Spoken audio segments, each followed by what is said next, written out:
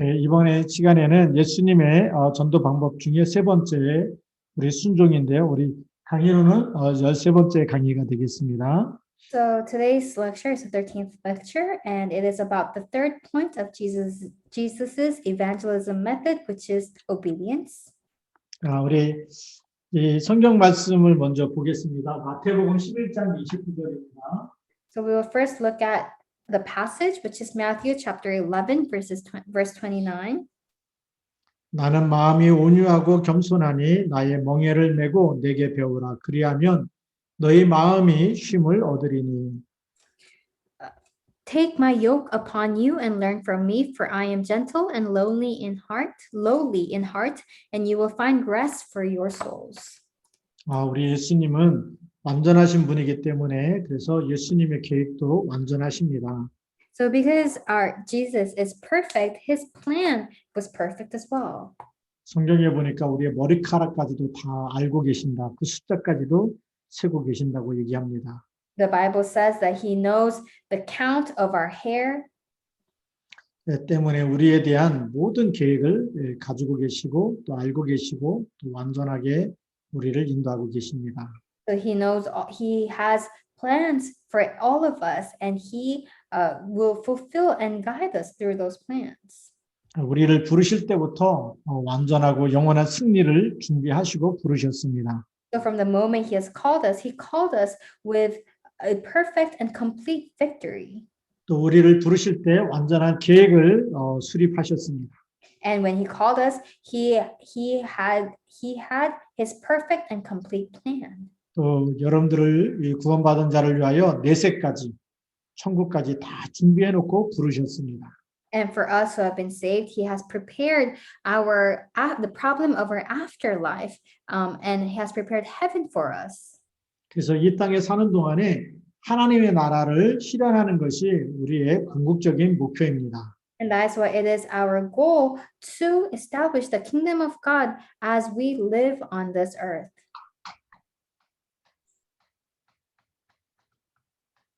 하나님의 절대 목표가 뭘까요? 절대 계획. So what is God's absolute plan and absolute purpose? 그 하나님의 계획이 나의 계획이 되어야 되겠죠. So the plan of God must become my plan. 그 하나님의 계획은 결국은 전 세계 모든 사람들이 복음을 받는 것입니다. And the plan of God is for all peoples of all nations to receive the gospel.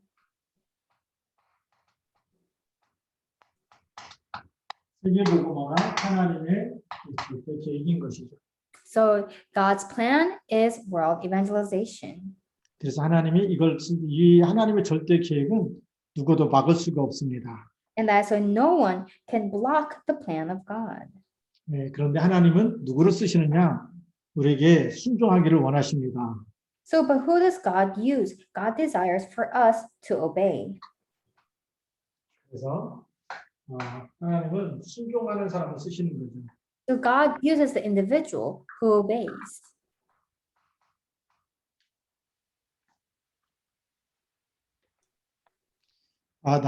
내가 나를 의지하고 내 지식을 의지하고 이런 것이 아니고 우리가 주님의 말씀, 주님의 명령에 의존하고 순종할 수 있어야 됩니다. So I should not rely on my own knowledge and wisdom, but I should be able to rely on God's command. 또 나의 계획을 고집하는 것이 아니고 또 나의 방법을 또 고수하는 것이 아니고 주님의 방법을 우리가 따르고 여기에 우리가 의존하는 것이죠. And it should not be about wanting to carry out my plans, but it should be or my methods, but it should be about relying on God's method. 그래서 우리 주님을 닮는 가장 빠른 길이 바로 이렇게 순종하고 정말 따라가는 길입니다. And so the fastest way to be like Jesus or our Lord is to follow his steps. 마태복음 4장 19절에도 보면 예수님이 베드로에게 나를 따라오라. 내가 너희로 사람을 낚는 어부가 되게 하리라 이렇게 말씀하셨습니다. And in Matthew chapter 4, verse 19, Jesus told Peter to come and follow him, and he would make them fishers of men. 따라가려면 중요한 신뢰가 필요한 것이죠. And so in order to follow, what is important is trust. 아무것도 모르는데 따라갑니까? So do you follow without knowing anything? 네, 우리가 예수님이 누군지 모르면 안 따라가겠죠. So if we did not know who Jesus was, then we probably would have not have followed. 베드로는 왜 따라갔을까요? But why did Peter follow? 갈릴리 호수에서 밤새도록 고기를 잡는데 한 마리도 못 잡았어요. So they were fishing in the Sea of Galilee, but they were unable to catch a single fish. 예수님이 베드로에게 깊은 데로 가서 그물을 내려라라고 말씀하셨죠. So Jesus told Peter to go to the waters, the deep waters, and to cast your net.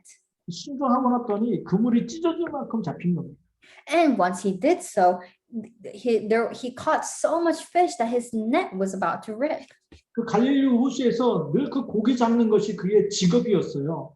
그걸로 먹고 사는 업이었는데 누구보다도 경험이 풍부하고 많이 아는데 예수님의 말씀에 순종했는데 지금까지 한 번도 경험해 보지 못한 놀라운 기적이 일어난 거죠. And so their jobs were fishermen, but once they obeyed what Jesus had told them to do, they had experienced this grand miracle that they had never seen before. 근데 그 주님이 오셔서 나를 따르라고 하는 겁니다. But that Lord told them to come and follow him. 예수님이 누군지 봤기 때문에 따라갈 수 있는 거죠. And because they saw who Christ was, they were able to follow him. 예수님이 내 모든 문제를 해결했다. 세상에 Jesus- 어떤 것도 해결했었는데 그리스도가 다 끝냈다. 그럼 따라갈 수 있는 거예요. So Jesus has finished all my problems. Nothing or no one could have solved my problems, but Jesus has finished my problems and he's the only answer. And once they realized that, they were able to follow him. 근데 거기에는 또 중요한 이 십자가의 깊이가 있습니다. But there's also the depth of the cross.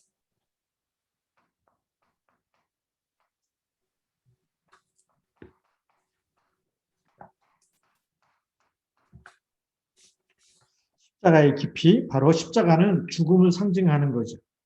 So the depth of the cross represents death. 이 예수님의 주권에 완전히 항복해야 되는 겁니다. And so they were to completely surrender themselves to the sovereignty of God. 어떤 타협도 유익을 줄 수가 없지요. So there was no room for any type of negotiations. 죄를 완전히 버리는 것입니다. It was to completely discard sin.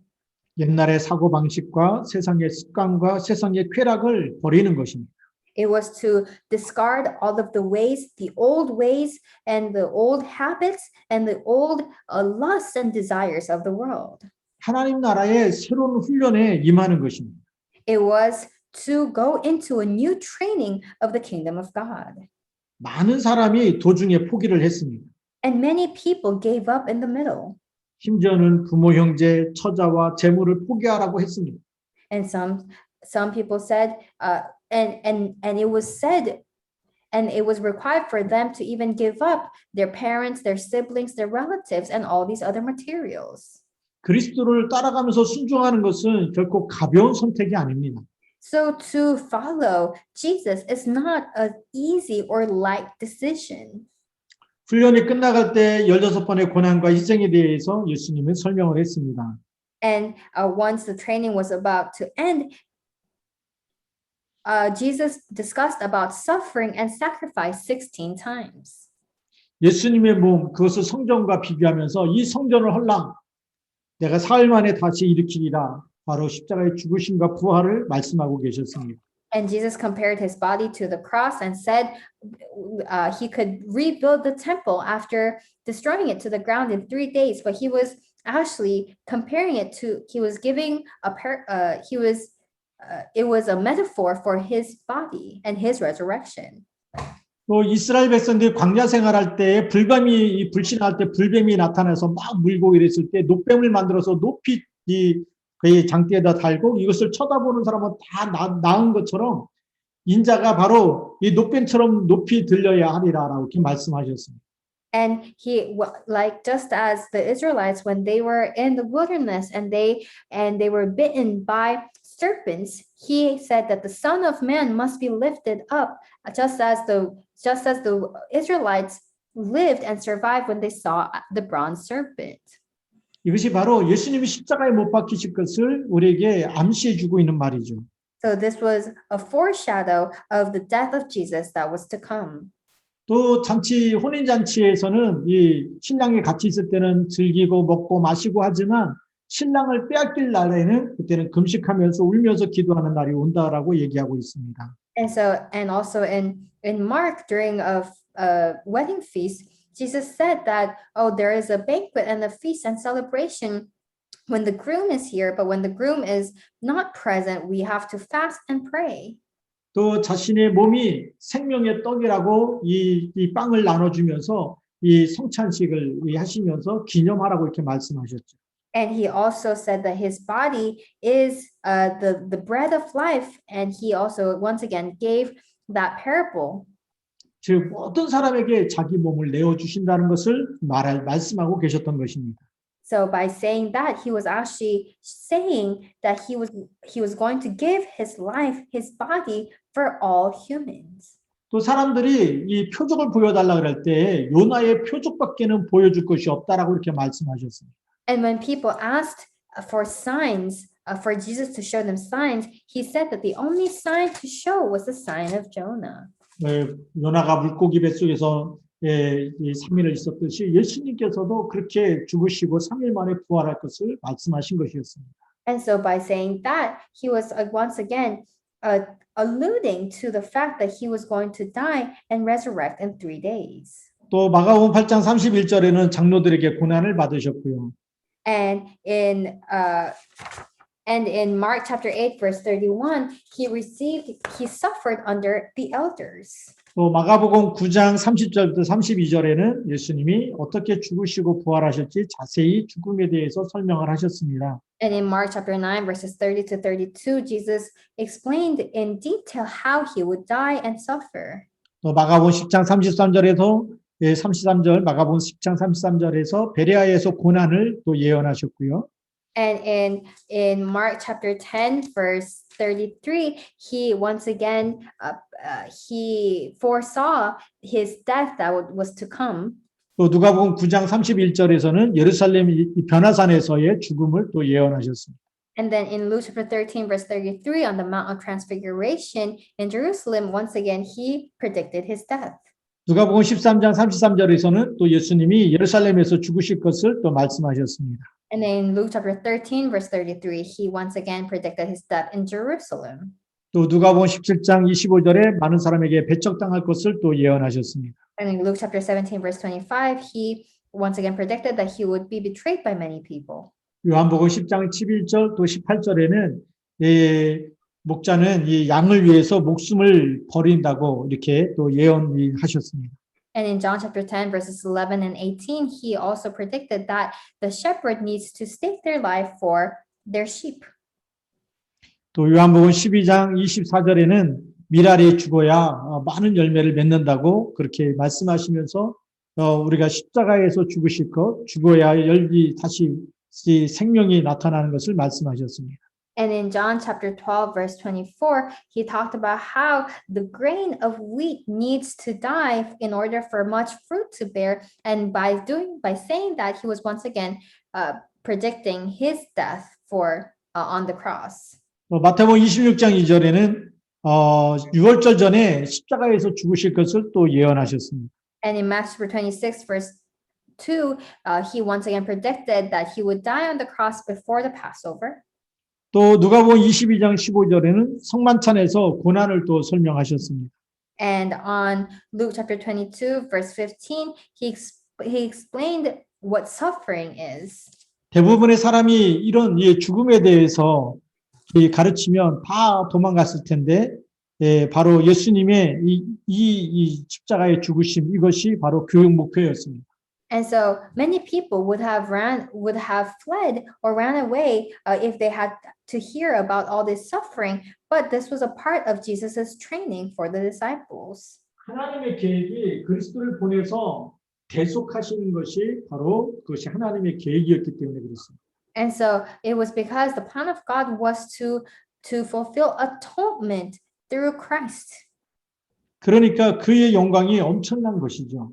And that's why his glory was tremendous. 사망의 권세를 깨뜨리고 부활하셨다. 그것은 이 영원한 하나님의 영광이 되는 겁니다. And so to be able to have overcome the forces and to overcome death and to resurrect meant that there was that of a tremendous glory to come upon him. 그래서 그의 영광은 생명과 부활과 세계 복음화로 바로 연결되는 것입니다. And so that is why that glory was directly connected and related to life, resurrection, and world evangelization. 그래서 우리가 십자가의 메시지를 이해하지 못하면 전도자의 위치를 이해할 수가 없는 것입니다. And that is why if we do not understand the message of the cross, then we will not be able to understand the position of an evangelist. 종의 자리에서 승리하는 비밀을 이해할 수가 없는 거죠. And we will be unable to understand the mystery to be successful and victorious on the place as a servant. 천국에서 누가 큰 자인지 깨닫지 못하는 것입니다. So we will not be able to realize who the greater one is in heaven. 가장 낮아지는 자리, 죽음의 자리, 십자가에서 대속하는 그 자리에서 하나님의 절대 계획이 완성되어지고 하나님의 영광이 그에게 나타나는 것입니다. So God's absolute plan and God's glory will be upon those who lower themselves to the lowest, who stake their lives for the cross of atonement. 우리가 그리스도께 순종하면 우리가 이 땅에서 처음에는 안 되는 것 같고 망한 자 같고 정말 부족한 자 같고 그렇지만 이 그리스도께서 다 이루신 그의 복음 안에 있는 생명과 능력이 나타나면 하나님의 영광이 같이 나타날 줄로 믿습니다. And so I believe that although we may seem like we are so lacking and inadequate on earth, if the message of the cross or the power of the cross is revealed through us, then the life of Christ will be upon our ministry. 그래서 예수님의 제자 베드로와 그 제자들은 처음에는 그 영광의 비밀을 알지 못해서 다시 고기 잡으러 예수님 십자가에 죽으셨다는 그걸 보면서 다시 고기 잡으러 간 거죠. And that's why Peter at first did not understand the mystery of that glory. So when Jesus was crucified, he went back to being a fisherman. 하나님이 그리스도를 통해서 그리스도께서 죽기까지 하나님의 뜻에 복종하고 십자가에서 죽으시면서 우리를 살리려고 하는 하나님의 절대 계획을 보지 못했기 때문에 그런 것입니다. It was because he was unable to see the plan of God to save us through the cross of Christ. 그의 목적을 깨닫게 되면 우리는 정말 하나님의 이 완전하게 이루신 구원의 축복 그것을 우리가 누리게 되는 것이죠. And so, but once we realize this, then we will be able to enjoy the perfect salvation that God has prepared for us. 이 하나님의 영광 여기에 동참하기 위해서는 반드시 엄청난 엄청난 이 영광, 하나님의 영광에 참여하기 위해서는 우리에게 이 순종을 요구하시는 겁니다. So to participate in the glory of God, God requires obedience from us. 그냥 영광이 주어지는 게 아닙니다. Because glory is not just given to us. 그래서 순종은 교리가 아니고 내 삶 전체, 내 생애 전체를 정말 주님께 바치라는 것입니다. And so to obey means to offer my entire life to God. 그때부터 진리를 알게 되는 것이죠. And that is when we will know the truth. 여기에 우리 정말 하나님께서는 우리가 이렇게 순종하며 갈 때에 여기에 숨겨둔 많은 축복들을 우리에게 주시는 것입니다. And God will bless us and give us many blessings when we walk the way of obedience. 예수님께서 먼저 하나님께 순종하시고 십자가에 죽기까지 복종하신 그것을 우리가 본받고 가야 되는 것입니다.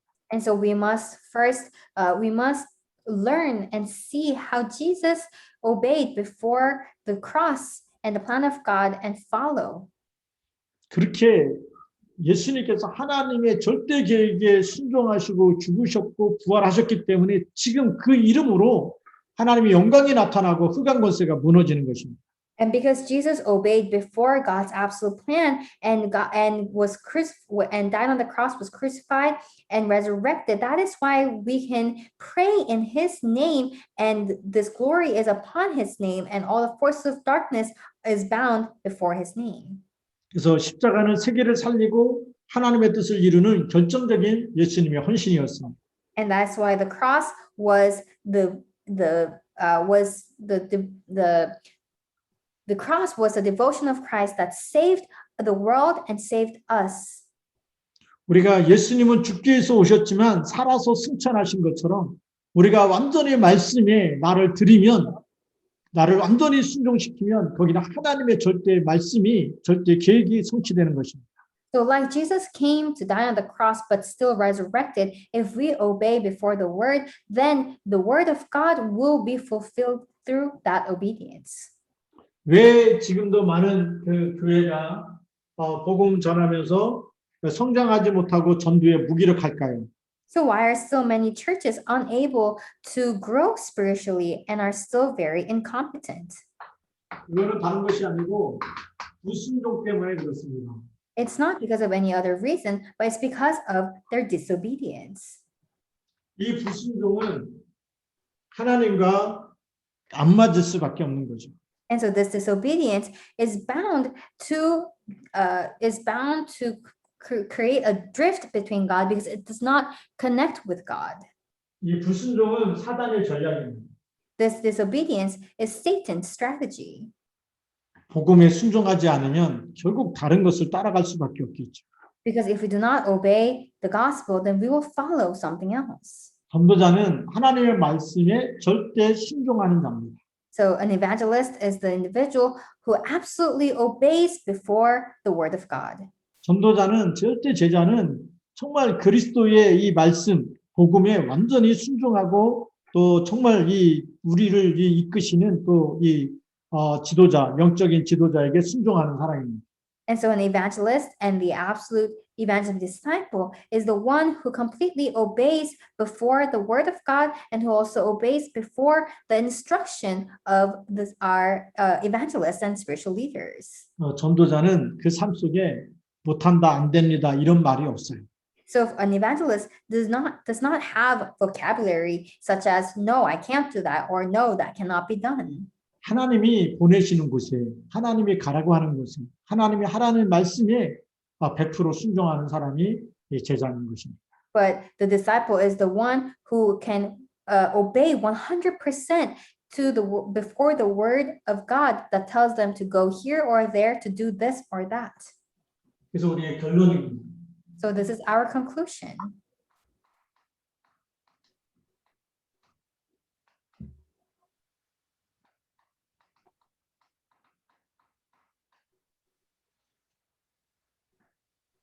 제자를 보는 눈이 간단하죠. So we must have the eyes to see the disciples. 제자는 절대 순종하는 사람입니다. The disciple is the individual who absolutely obeys. 말씀에 순종하는 사람입니다. It is the one who obeys before the word. 정말 기도하라 그러면 기도하는 사람입니다. It is the person who, once told to pray, prays all the time. 여러분들이 또 목사님들이 어떤 말씀을 주시든지 하나님의 말씀이 맞다 100% 순종하는 사람입니다. And so if it is the person who, if a pastor tells them to do something, and if they believe it to be the word of God and they obey, that is the disciple.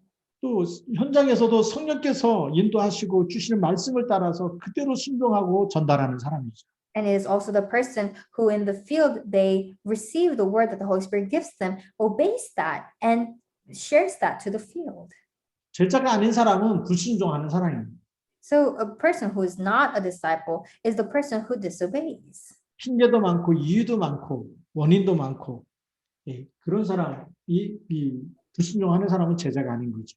And so they have a lot of reasons, a lot of excuses, and they do not obey. And those people are not disciples.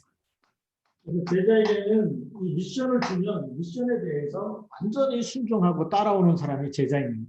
And so a disciple is the person who once, when given a mission, they obey in order to fulfill that mission. 우리가 주님의 말씀에 100% 순종하고 또 현장에서도 말씀에 100% 순종할 제자를 찾는 순종하는 제자를 찾아서 정말 무너지지 않는 제자 시스템을 세우기를 주님의 이름으로 축복합니다. So I bless in the name of the Lord that you may find these absolute disciples who obey absolutely, and that you may be able to establish them and establish a disciple system in your field. 기도하겠습니다. Let us pray. 살아계신 하나님 감사합니다. Our Father God, we thank you. 저희들이 먼저 주님의 말씀에 100% 순종하는 자가 되게 하여 주옵소서. Allow us to become those who obey completely before your word.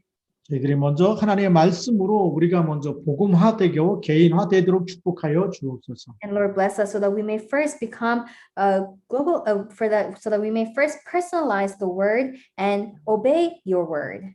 또 전도자의 말씀, 목회자의 말씀에 순종함으로 인해서 또 현장에서도 하나님의 뜻을 이루는 사람 되게 하여 주옵소서. And Lord, as we obey your word, may we be those who fulfill your word in our field.